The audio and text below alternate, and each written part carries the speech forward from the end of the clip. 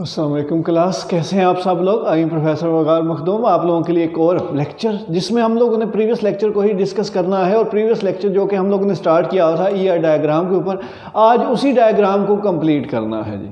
Last time हमने ingredients की बात की थी, लास्ट टाइम हमने टाइप्स ऑफ रिलेशनशिप की बात की थी। अब उसी को ही आगे लेके चलने वाले हैं, ठीक है। उसी कंसेप्ट को रिलेट करते हुए आगे बढ़ेंगे और आज के दिन में हम ये देखेंगे कंप्लीट ईआर डायग्राम जो है वो किस तरह से ड्रा की जाती है, कौन कौन सी बातें आप लोगों ने अपने माइंड में रखनी है, कौन कौन से स्ट्रक्चर माइंड में रखने हैं और कैसे ईआर डायग्राम जो है वो कंप्लीटली डिजाइन की जाती है।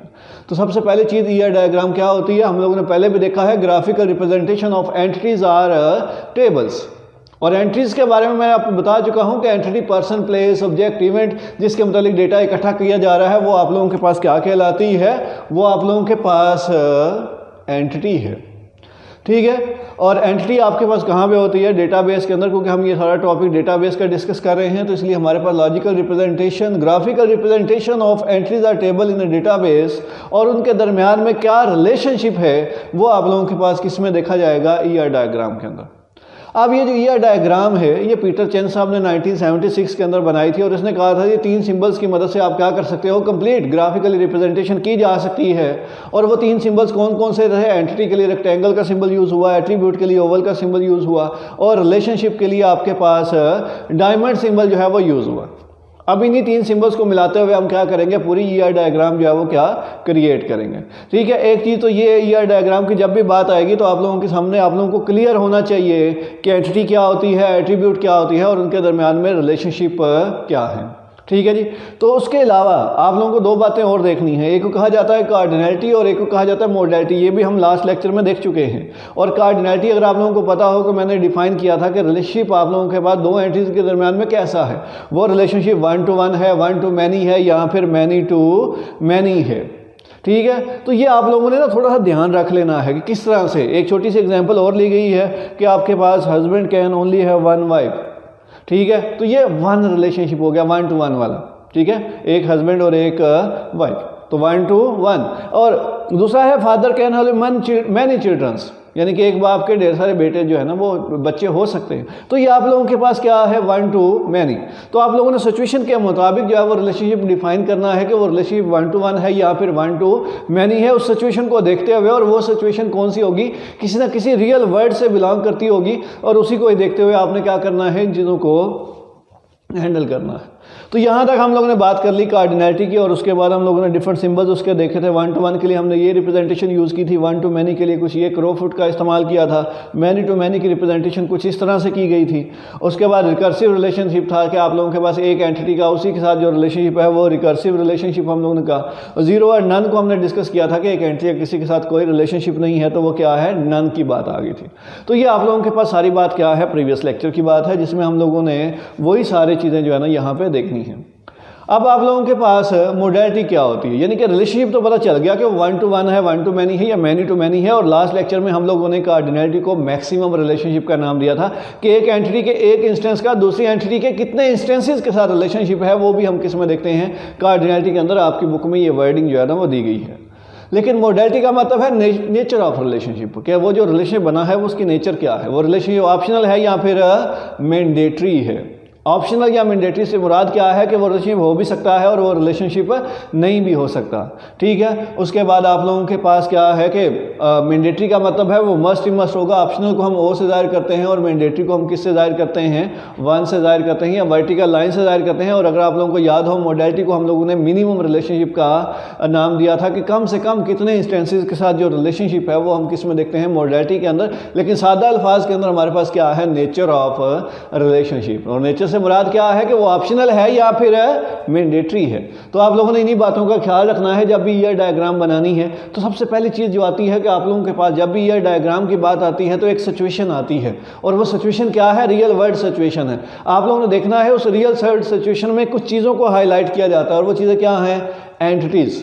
एंटिटी से मुराद ये है कि उसमें से नाउन निकाल लिए जाए, इंग्लिश के अंदर उसके नाउन का नाम दिया जाता है। तो आप लोगों ने उस सिचुएशन में से क्या फाइंड कर लेने हैं, नाउन फाइंड कर लेने हैं। उसके बाद उन नाउन्स की जो प्रॉपर्टीज़ होती हैं, जो उनकी खसूसियात होती हैं, वो आप लोगों के पास एट्रीब्यूट्स कहलाते हैं, ठीक है। तो आप लोगों के पास पहली चीज़ क्या है, एंटिटीज़ या फिर नाउन्स हाईलाइट किए जाएं। दूसरी चीज़ कहते हैं प्रॉपर्टीज़ ऑफ नाउन, मतलब उसकी करेक्टरिस्टिक्स। और उसके बाद तीसरी चीज़ क्या है आप लोगों के पास, रिलेशनशिप। और रिलेशनशिप क्या होगा, कोई ना कोई वर्ब होगा जो बताएगा कि दोनों में तल्लक है किस किस्म का। ठीक है, जैसे लास्ट लेक्चर में हम लोगों ने देखा जी, आप लोगों के पास बुक स्टोर जो है वो स्टॉक कर रहा है बुक को। ठीक है, तो वो स्टॉक जो है ना वो क्या है, रिलेशनशिप। वो बेसिकली एक किस्म का क्या है, वर्ब है जो हमें बता रहा है कि वो आप लोगों के पास किस किस्म का है। उसके बाद कार्डिनलिटी और मॉडलिटी है, जिसमें हम लोगों ने ये डिफाइन करना है कि रिलेशनशिप 1 to 1 है, 1 to many है या many to many है। और मॉडलिटी के अंदर हम लोगों ने ये डिफाइन करना होता है कि वो आप लोगों के पास ऑप्शनल है या फिर मैंडेटरी है। लेकिन सबसे पहली चीज़ क्या है, एंटिटीज़ आप लोगों को उस रियल सिचुएशन से पता होनी चाहिए। पहले एक छोटी सी सिचुएशन है जिसमें दो ऑब्जेक्ट्स लिए गए हैं, यानी कि दो एंट्रीज डिफाइन कर दिया गया ना। दो एंट्रीज हैं, एक कस्टमर है और एक एक्शन रिपेयर एक्शन है। तो ये दो एंटिटीज़ हमारे पास आ गई, तो हमने दो एंट्रीज हाईलाइट कर ली, कस्टमर और रिपेयर एक्शन। उसके बाद दूसरी चीज़ मैंने कहा जी इनके एट्रीब्यूट्स हैं, इनकी कुछ प्रॉपर्टीज़ हैं। प्रॉपर्टीज़ क्या हो सकती हैं, कस्टमर की कस्टमर आईडी हो सकती है, कस्टमर नेम हो सकता है, कस्टमर एड्रेस हो सकता है, कस्टमर का ईमेल हो सकता है, कस्टमर का फ़ोन नंबर हो सकता है। तो ये कस्टमर के क्या हैं, सारे एट्रीब्यूट्स हो सकते हैं। सेम ऐसे ही आप लोगों के पास जो रिपेयर एक्शन है, इसके भी कुछ ना कुछ क्या होंगे हमारे पास, एट्रीब्यूट्स होंगे। जैसे रिपेयर एक्शन, आप लोगों के पास जो रिकॉर्ड डेट है वो क्या है, रिपेयर एक्शन जॉब आईडी क्या है, रिपेयर एक्शन डिटेल क्या है, रिपेयर एक्शन आप लोगों के पास रिटर्न डेट क्या है, रिपेयर एक्शन जो है वो आप लोगों के पास है रिपेयर स्टेट क्या है। तो ये मैंने क्या किया, डिफरेंट तरह के एट्रीब्यूट्स जो है वो हाईलाइट कर दिए। और ये देखें, ये इसी से ही बिलोंग कर रहे हैं, इसी के रेलिवेंट हैं। ये कस्टमर के रेलिवेंट नहीं है, ये सारे रिपेयर के रेलिवेंट है। कस्टमर के रेलिवेंट जो एट्रीब्यूट्स हैं वो आपके पास कस्टमर की एंट्री के साथ ही रिप्रेजेंट किए जाएंगे, लेकिन जो आपके पास रिपेयर एक्शन के रेलिवेंट एट्रीब्यूट्स हैं वो सारे यहाँ पे रिप्रेजेंट किए जाते हैं। लेकिन ये मैंने सिर्फ ये है कि आपके कोर्स में इन लोगों ने साथ में रिप्रेजेंट नहीं किया हुआ, सिर्फ एंट्रीज को ही जाहिर किया हुआ, इसलिए मैंने क्या रिप्रेजेंट कर दिया, सिर्फ और सिर्फ एंट्रीज ही रिप्रेजेंट की हैं इस सिंबल के अंदर। अब तीसरी चीज़ क्या आ जाती है, प्रॉपर्टीज़, वर्ब। अब वर्ब हम लोग किस तरह से कि आप लोगों ने डिफाइन करना है कि दोनों साइड से वो रिलेशनशिप वाजिया हो। तो हम लोग क्या कहते हैं, कस्टमर जो है वो अवेल करेगा क्या, रिपेयर एक्शन, या रिपेयर एक्शन अवेल किया जाएगा किसकी मदद से, कौन अवेल कर रहा है, कस्टमर अवेल कर रहा है। तो बात क्लियर होती है कि क्या होने वाला है। ठीक है, या फिर customer is provided with repair action या repair action is provided to customer. तो ये आप लोगों के पास क्या है कि ऐसा कोई आप लोगों के पास एक्शन होना चाहिए, रिलेशनशिप वर्ब ऐसा होना चाहिए जो डिफाइन करे कि दोनों साइड से आप पढ़ें तो वो वाजिया क्लियर हो जाए कि दोनों के दरमियान में क्या हो रहा है। तो वो आप लोगों के पास क्या है, इज प्रोवाइडेड विद या फिर इज विद। ठीक है, तो ये आप लोगों के पास क्या है, दो एंट्रीज मैंने रिप्रेजेंट कर दी, एक कस्टमर था, एक रिपेयर एक्शन था, और उनके दरमियान में जो रिलेशनशिप है वो क्या है, अवेल का आ गया। अब बात ये आती है कि कार्डिनलिटी और मॉडलिटी क्या है। यहाँ पे देखें आप लोगों के पास अब ये सी बात है, अब पहले हमने एक बात जो रिप्रेजेंट करनी है वो कार्डिनलिटी की, यानी कि 1 to 1 है, 1 to many है, या many to many, maximum relationship. अब एक कस्टमर जो है वो एक से ज़्यादा रिपेयर एक्शन करवा सकता है, लेकिन एक से ज़्यादा रिपेयर एक्शन किसके होंगे, एक कस्टमर के ही होंगे ना। तो यहाँ पे कस्टमर और रिपेयर एक्शन है, तो इसका मतलब है उनके दरमियान में जो रिलेशनशिप बन रहा है, जो कार्डिनलिटी बन रही है वो 1 to many की बन रही है या many to 1 की बन रही है। तो हम लोगों ने एक बात यहाँ पे डिफाइन कर दी कि यहाँ पे जो रिलेशनशिप बन रहा है वो कौन सा बन रहा है, 1 to many या many to 1 का बन रहा है। किस तरह से कि एक कस्टमर जो है वो आप लोगों के पास ढेर सारे एक्शन रिपेयर एक्शन करवा सकता है, और ढेर सारे रिपेयर एक्शन जो है वो कौन करवा रहा है, एक कस्टमर। लेकिन यहाँ पे बात एक ये आती है कि वो रिलेशनशिप आप नेचर क्या है उसकी। अब मिनिमम रिलेशनशिप की बात कर लेते हैं। यहाँ पे देखें, एक कस्टमर है, हो सकता है वो एक्शन रिपेयर करवाए या ना करवाए, लेकिन अगर आपके पास कोई भी एक्शन रिपेयर हुआ है तो ऑब्वियस सी बात है वो किसी ना किसी कस्टमर ने ही करवाया ना, खुद से तो नहीं हो गया ना, खुद से तो नहीं आप लोगों के पास ऐसी चीज़ होती। तो इसलिए कहा जाता है कि यहाँ पे क्या है, मैंडेटरी है कि लाजमन है कि कोई ना कोई कस्टमर ही करवाएगा, और रिपेयर एक्शन हो या फिर ना हो। सिचुएशन आ गई ना हमारे पास कि ये क्या है, ऑप्शनल चीज़ है कि हो भी सकता है नहीं भी हो सकती, इसलिए यहाँ पे मैंने ओ जो है वो लिखा है, ऑप्शनल लिखा है, और यहाँ पे क्या लिखा है, मैंडेटरी लिखा है। तो ये आप लोगों के पास जो पीछे वाली लाइन है पहली, ये आप लोगों के पास कार्डिनलिटी को जाहिर कर रही है।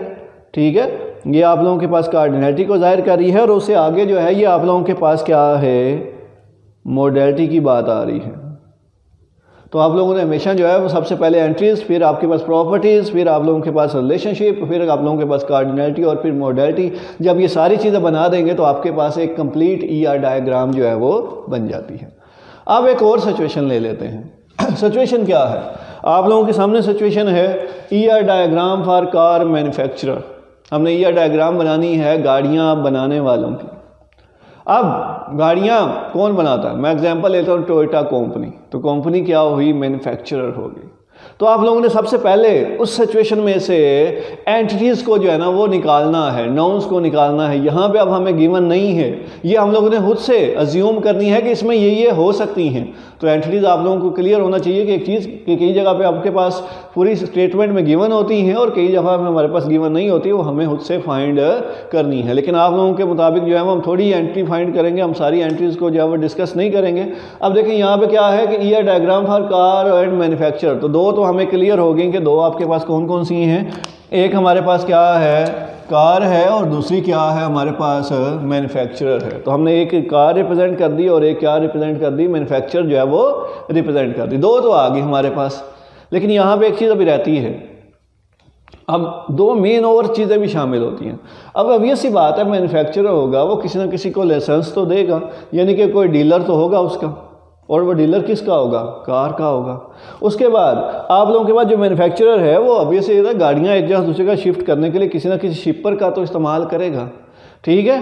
तो यहाँ पे अभी देखिए सिर्फ और सिर्फ मैं क्या कह रहा हूँ, सिर्फ अभी कस्टमर तक गाड़ी नहीं पहुँची, सिर्फ हमने सिचुएशन रिप्रेजेंट कर दी है, छोटी सिचुएशन, ताकि ज़्यादा एंट्रीज ना हो, ताकि आप लोगों को कन्फ्यूजन भी ना हो। तो आप लोगों के पास क्या है कि हम लोगों ने एक डीलरशिप जो डील करता है गाड़ियों का, एक शिपर जो गाड़ियों को लेके जाता है या लेके आता है, एक मैन्युफैक्चरर जो बनाने वाला है, और एक क्या हो गई, गाड़ी आ गई, कार आ गई। तो आप लोगों के पास ये चार एंट्रीज आ गई। फिर हमने इन चार एंट्रीज को अरेंज कर लेना होता है, इनको लिखना होता है इस तरह से कि जिसके साथ रिलेशनशिप है इस तरह से लिखें कि उनके दरमियान में जो है ना वो आप लोगों के पास कम्प्लेक्सिटी ना आए, या ऐसा ना हो कि लाइन एक दूसरे के ऊपर से गुजर रही हो, हमें क्लियर ना हो कि किसका किसके साथ रिलेशनशिप है। इसलिए जब रीअरेंज किया जाए तो इस तरह से रीअरेंज किया जाएगा कि आपकी डायग्राम क्या बने, नीट डायग्राम बने, वो आप लोगों के पास बेटर लुकिंग डायग्राम हो, देखते ही क्लियर हो जाए किसके साथ किसका रिलेशनशिप है। तो समझ लें कि हमने मैन्युफैक्चरर एक निकाल लिया, एक डीलर निकाल लिया, एक कार निकाल ली और एक शिपर निकाल। इसके अलावा कस्टमर भी हो सकता है, ठीक है। तो इसलिए वो हमने एंट्री शामिल नहीं की, क्योंकि आपके कोर्स में इतनी एंट्रीज हैं, तो इसलिए हम इसी को ही देख लेते हैं। अब यहाँ पे हमारे पास मैन्युफैक्चरर, कार, डीलरशिप, शिपर, ये सारी एंट्रीज आ गई। इसके अलावा मैंने कहा था कि हम एट्रीब्यूट्स ले सकते हैं। कार का ऑब्वियस सी बात है कोई ना कोई नंबर होगा, कार का कोई ना कोई कलर होगा, कार का कोई ना कोई मॉडल होगा। मैन्युफैक्चरिंग आपके पास जो है ना वो आप लोगों के जो मैन्युफैक्चरर होते हैं उनका भी कोई ना कोई नेम ज़रूर होगा, उनका कोई ना कोई आप लोगों के पास नंबर ज़रूर होगा, उसका कोई ना कोई ओनर ज़रूर होगा। तो ये आप लोगों के पास क्या है, एट्रीब्यूट्स हो सकते हैं। वो आप लोगों ने उससे हाईलाइट कर लेना है कि इसके ये एट्रीब्यूट्स हो सकते हैं, जैसे हम लोगों ने यहाँ पे इस डायग्राम के अंदर आप लोगों के सामने इन चीज़ों को हाईलाइट किया।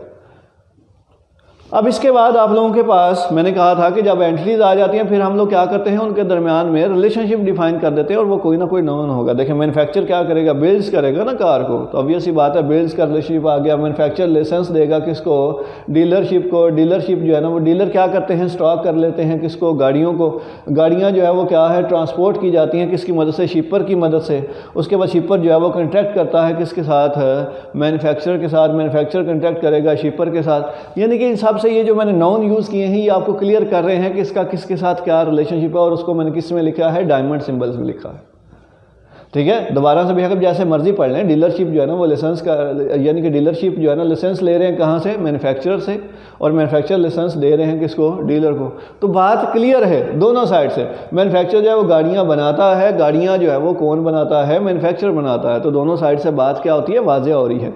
आपके पास जो कार्स हैं उन्हें ट्रांसपोर्ट किया जाता है शिपर की मदद से, शिपर जो है वो ट्रांसपोर्ट करेगा कार्स को। दोनों साइड से पढ़ रहे हैं, बात बिल्कुल वाज़ेह है जो बता रही है कि रिलेशनशिप क्या है। अब ज़्यादा नहीं तो सिर्फ हम क्या करते हैं, सिर्फ एक ही डिस्कस कर लेते हैं, मैन्युफैक्चरर और कार के दरमियान में रिलेशनशिप। बाकी आप लोग जो है ना आप लोगों को आइडिया हो जाएगा इससे कि इसके किस तरह से हमने इसको रिलेशनशिप को डिफाइन किया है। अब मैंने कहा जी कंपनी है मैन्युफैक्चरर वाली टोयोटा कंपनी, तो एक कंपनी जो है वो ढेर सारी गाड़ियाँ बनाती है, ढेर सारी गाड़ियाँ एक कंपनी बना रही है। तो दूसरी चीज़ ये आ जाती है कि अगर कोई कार है, एक कार है, लाजमी बात है उसे बनाने वाला कोई है, कोई बनाने वाला है तो लाजमी बात है वो कार ही बना रहा है। तो ये मस्त चीज़ है कि आपके पास कोई गाड़ी है तो उसे कोई बनाने वाला है, कोई बनाने वाला है तो वो गाड़ी ही बना रहा है, ये मस्त चीज़ है। ऐसा नहीं है कि कोई बनाने वाला है और वो गाड़ी ना बनाए, एमए को फैक्ट्री नहीं लगा देता। तो हमारे पास क्या है कि मैन्युफैक्चरर जो है वो एक मैन्युफैक्चरर ढेर सारी गाड़ियाँ बनाता है, ढेर सारी गाड़ियाँ जो है वो कोई एक मैन्युफैक्चरर जो है वो बना रहा है।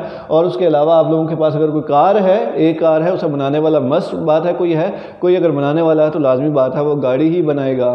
तो ये आपके पास मस्ट चीज़ है कि एक रिलेशनशिप आ गई कि एक एंट्री और उसके दरमियान में जो कार्डिनलिटी है वो 1 to many होगी या many to 1 होगी, और उसके बाद वो रिलेशनशिप क्या आ गया, मस्ट रिलेशनशिप आ गया कि उसने वो काम करना ही करना है, मैंडेटरी है कि वो काम करेगा ही करेगा। ठीक है, तो इसलिए कहा जाता है कि जो अब आप इसको सिचुएशन को रिप्रेजेंट करें तो इस तरह से रिप्रेजेंट करें कि वाज़ेह हो जाए कि उनके दरमियान में रिलेशनशिप क्या है, वो ऑप्शनल है या मैंडेटरी है। तो इससे आप लोगों को आइडिया हो गया होगा। बाकी आप लोग जो है ना बाकी डायग्राम भी सेम ऐसे ही, अगर हम बात करें अगर एक मैन्युफैक्चर है, ठीक है, टोयोटा वाले ही है ना, एक मैन्युफैक्चरर हैं, तो वो ढेर सारे डीलर्स के साथ उनका जो है ना वो आपके पास क्या है, लाइसेंस उन्होंने दिया हुआ है। तो obvious सी बात है ना, सरगोदा में भी टोयोटा वाले बैठे हैं, कराची में भी बैठे हैं, पेशावर में भी बैठे हैं, तो आप लोगों के पास डीलर तो ढेर सारे हैं ना, लेकिन कंपनी एक ही है। तो आपके पास कंपनी एक है जिसके डीलर ढेर सारे हैं, ढेर सारे डीलर जो है वो किसी एक कंपनी से ही बिलोंग करते हैं। अब टोयोटा वाले किसी और कंपनी की चीज़ को डील नहीं करते, ठीक है, यानी टोयोटा के जो डीलर्स हैं वो उसी को ही डील करेंगे। जैसे कोका कोला वाले जो है ना, आप लोगों के पास कंपनी एक है लेकिन उसके जो डिस्ट्रीब्यूटर्स हैं वो ढेर सारे होते हैं। तो यहाँ पे आप लोगों के पास मैन्युफैक्चर एक है और वो आप लोगों के पास उसके डीलर्स क्या हैं, ढेर सारे हैं। ढेर सारे डीलर्स किससे बिलोंग करते हैं, एक मैन्युफैक्चर से ही बिलोंग करते हैं। लेकिन अब ये सी बात है, कोई एक अगर मैन्युफैक्चरर है, ठीक है, तो उसका डीलर तो कोई होगा ना। तो कोई अगर डीलर है तो लाजमी बात है वो किसी ना किसी मैन्युफैक्चरर का ही होगा। वो ऐसा नहीं है कि वो मैन्युफैक्चरर का हो या ना हो, लेकिन वो फिर भी डीलर हो, ऐसा पॉसिबल नहीं है। तो आप लोगों के पास मस्ट चीज़ है, आप लोगों ने ये चीज़ें देख के रखनी है कि कौन सी चीज़ का क्या मतलब है। इसी डायग्राम को जिस तरह से मैं आप लोगों को एक्सप्लेन कर रहा हूँ सेम वैसे ही आप पढ़ेंगे तो आप लोगों को चीज़ें जो है ना मज़ीद क्लियर हो जाएंगी। ठीक हो गया। अब ये आप लोगों के पास क्या है, ईयर डायग्राम है, ये कंप्लीट ईयर डायग्राम है। इसको ध्यान से देख लें, नोट कर लें और उसके बाद इसको तैयार कीजिएगा। आप लोगों के पास कुछ क्वेश्चंस आप लोगों को क्वेश्चन स्क्रीन पे दिखाई दिए गए हैं, कुछ एग्जांपल्स आप लोगों के सामने बोर्ड के ऊपर डिस्कस की गई हैं, और उसके अलावा एक एग्जांपल वाली आप लोगों की बुक में गिवन है, उसको आप लोगों से करना है। वो आप लोगों की असाइनमेंट के तौर पे है, जिसमें 3 ही एंट्रीज आप लोगों के पास जो है ना वो ली गई हैं। एक कॉलेज का ही सिस्टम है जिसको उसके अंदर डिस्कस किया गया है, तो आप लोगों ने उसी को ही थोड़ा समझ लेना है। एक ये डायग्राम है, एग्जाम्पल है, एक वो डायग्राम एग्जाम्पल है। एक एग्जाम्पल आप लोगों के सामने ये मैंने रख दी है, ठीक है जी। तो ये आप लोगों को एग्जाम्पल जो है ना वो से हेल्प मिल जाएगी काफ़ी ज़्यादा आप लोगों को इसको समझने में। और ये बड़ा इंपॉर्टेंट टॉपिक है, ये फ्यूचर में भी जो लोग आगे कंप्यूटर में जाते हैं उनके लिए भी बड़ा ज़रूरी होता है। अगर आप अभी से ही इन चीज़ों को समझेंगे तो वहाँ पे जाके आप लोगों के लिए क्या है, आसानी होगी। ठीक है, इसको समझें, अंडरस्टैंड करें और अपनी दुआ में याद रखिएगा। अल्लाह हाफ़िज़।